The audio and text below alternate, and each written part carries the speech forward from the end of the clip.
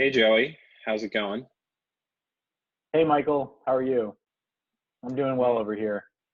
I'm doing pretty well, all things considered. It's a bit of a rainy day in San Francisco. Getting things going. Tell me about your role at Boomtown, how long you've been here, and what your primary responsibilities are. Yep, so I'm one of the co-founders of Boomtown. My prime responsibility is basically sales from day one, from inception. When Chip, our founder, uh, met me, he basically, led me to, he basically put me into a sales lead role, and any kind of aspect of sales from the beginning of Boomtown, I've kind of managed, and been kind of experimental sales, especially in the beginning, to kind of figure out what we can sell across our platform, what's the best to sell into different markets. And like regarding our company's purpose, we've always sort of been focused on support, whether that's in the field or it's remote or it's with our platform. What do you think of our purpose and what drives you to deliver on it for our partners? Yeah, good question. So I grew up in local businesses. My father owned these delis, cafes, restaurants, and merchants are going to have to take on new technology, whether it be, self-ordering kiosks, order ahead, order online software, beacons in the store to help with loyalty. And, while merchants are really good at what they do, they're not necessarily always great at technology. So how can we help that small business, with the learning curve, help, service them as they bring on more technology? That was always my goal for Boomtown, is provide great services and provide a great, support platform that all these different technology companies could easily service those merchants and give them the products that they need. What do you think of building and maintaining a company culture? And what are some of your favorite aspects of working with our team? Yeah, I think you got to find, you have to find when you're hiring people in a small company, let's say, you got to find people who are self-sufficient and they really can go out there and you can give them a task and they don't bring, questions to a meeting. They bring ideas, right? I always say that it's always nice when someone comes to a meeting with, here's the facts, here's what I found, rather than, coming there with a bunch of questions on what they need to do. So you always look for those individuals that are going to come with the data, and they're going to come and show you what they've achieved and what they've kind of learned on their own. I think that's full in the early stages of Boomtowns. We had a lot of those entrepreneur-esque people.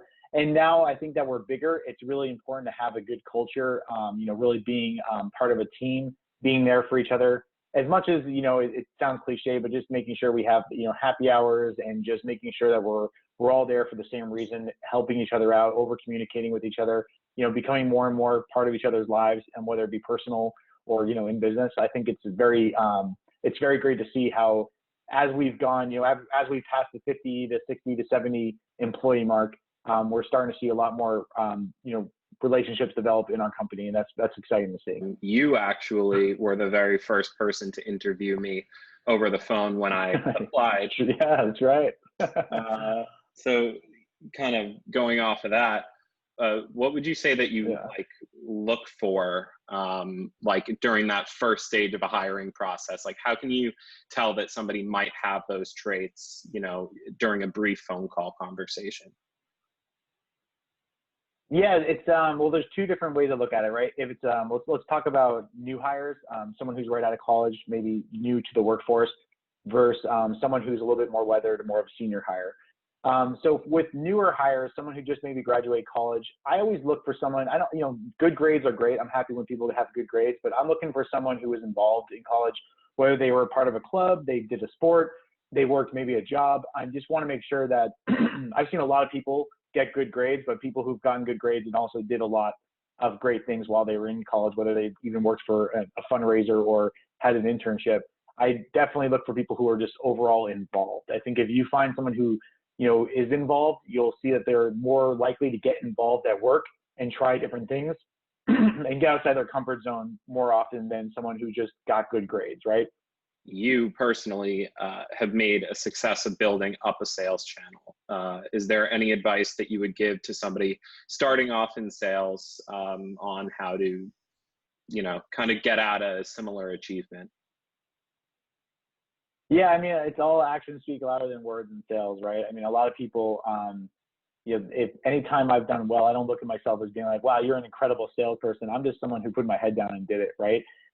It's a numbers game. At the end of the day, I teach people to collect no's to get yeses. And if you can switch their mindset and show them that you're out there to collect no's and knowing that there's an opportunity, within, those small opportunities will pop up. You'd be surprised at how much someone can excel in sales. I think that, that's from a cold calling perspective, but I think just from a business development perspective, we deal with a lot of large acquiring institutions, being large tech companies, banks, payment companies. And I'd say that all my successful sales there are just, it's all about momentum. It's always about keeping things moving.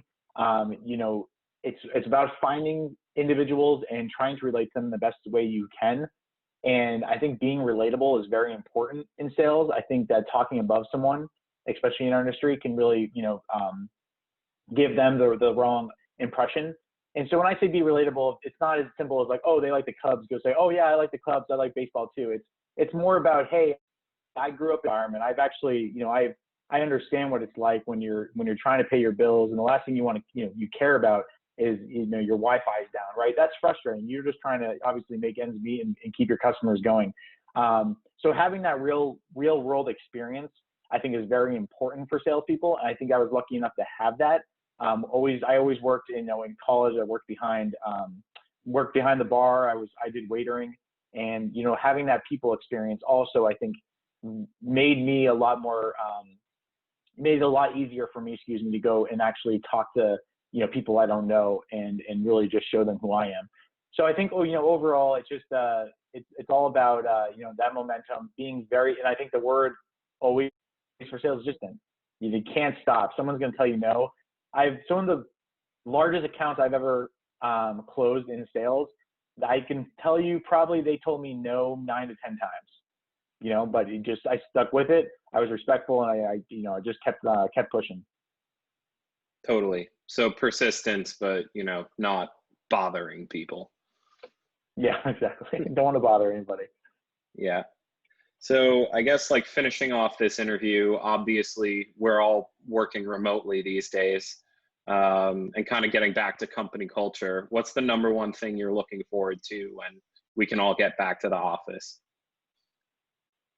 Oh man, yeah, it's funny. Life has changed dramatically. I think that I think it's just good to see each other again. I really think that company culture, it's nice to, in our different offices, you can tell if you come to our California office or you go down to our office in Arizona, you can tell that everyone really enjoys being there with each other, joking around. And that definitely helps because we have a lot of heavy tasks at hand on building a great software, running some pretty intensive and difficult services for thousands of merchants across the U.S. And I think that we definitely have to lean on each other once in a while for a laugh with all the different challenges we have.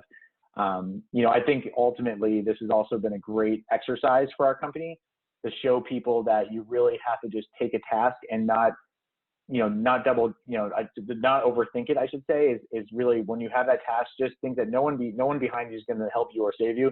Just take it to the end, complete it, and just keep moving. And I think that that's been a really good exercise to see that we have not, no one's really passed tasks back and forth within our company. Everyone's been at home and they've just been taking those tasks as individuals and completing them. So that's been really exciting to see. And I think if anything good came out of COVID-19, it was a good work from home exercise. But I think that, everybody's kind of missing that, in-office culture. Yeah, totally. I think we'll probably be able to rule out hot desking. Not that we do that at Boomtown, but that was trending for a while. Yeah, for sure. Yeah. Well, thank you so much for your time today, Joey. I really appreciate it. Awesome, Mike. Thanks for your time today, and I appreciate you interviewing me. Have a good one, bud. Thanks a lot. You too. Thanks. Bye.